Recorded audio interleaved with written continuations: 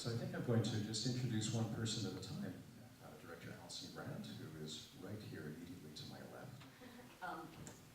I'm very excited to see so many people interested in this wonderful, wonderful opera.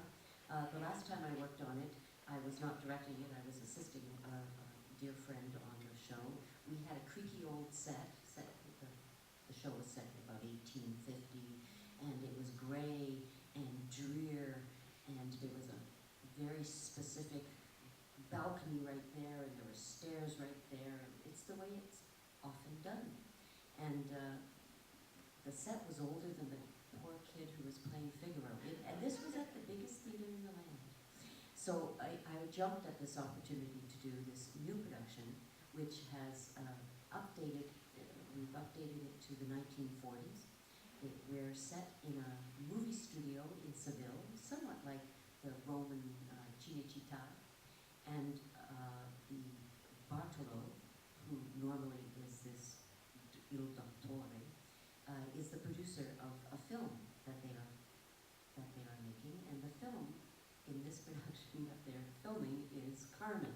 So throughout the entire show, extras from Carmen, toreadors and dancers and soldiers are wandering the stage, and it may be confusing, but it gives great opportunity for fun. The character of Rosina, who is Bartolo's ward, and he has designs on her, he has made her into a star.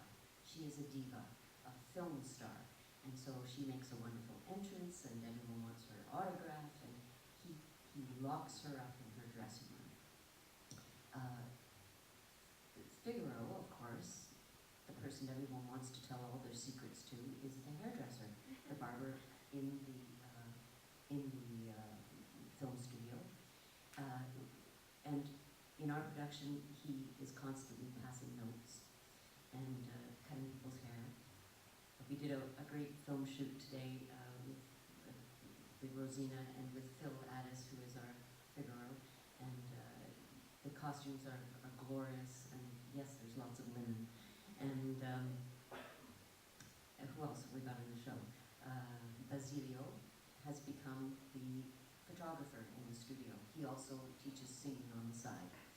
And yes, when you update operas, you tend to have to make some concessions to wild improbability. And certainly that is the case here. I have to say, this is not my production. I was given this production to direct, and I'm thrilled to do it, but it originated in Vancouver only 2 years ago by the wonderful director from Calgary, Dennis Garnham, who runs Theatre Calgary. So it's full of great ideas because he's a terrific director. So I'm really happy to take this initial idea, and with new singers, young, vibrant Canadian singers, it's an incredible group of people, bring a different take to it. And one of the things that we're adding to it is trying to put in filmic references. There's a little bit of, what's his name now? I've forgotten everyone's names. It happens too, eventually.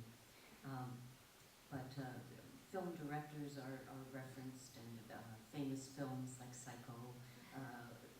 All through the opera, we've tried to put those in, and even if no one gets them, we're having a very good time. I just want you to know. But we have a lot of our own takes on these characters, and I think the most important thing about doing this opera is having a great sense of fun with the characters, because Rossini really has done all the work for us. The characterizations are so strong, they're so smart, they're so funny, they're so intelligent, they come up with great ideas. You really don't have to add very much more to what he's given us. One of the most exciting things I ever heard was Phil's opening aria. You know, everyone knows it as a Bugs Bunny aria. Figaro here, Figaro there, Figaro there. A friend of mine was singing it on the radio, and I was driving. I was on the 401, which I really hate. And as he got going, I suddenly found myself at 150 kilometers an hour, zooming down. And that's a reasonable speed in traffic. Yeah, not for me. But it really is the kind of music that makes your heart race, and that's one of the things that I think is most important about this this piece is that it touches us where we live in our hearts, in the very beating of our blood. And he manipulates that, and he's really good at it. And I think that's one of the reasons that I'm so attracted to this piece. And I'm very glad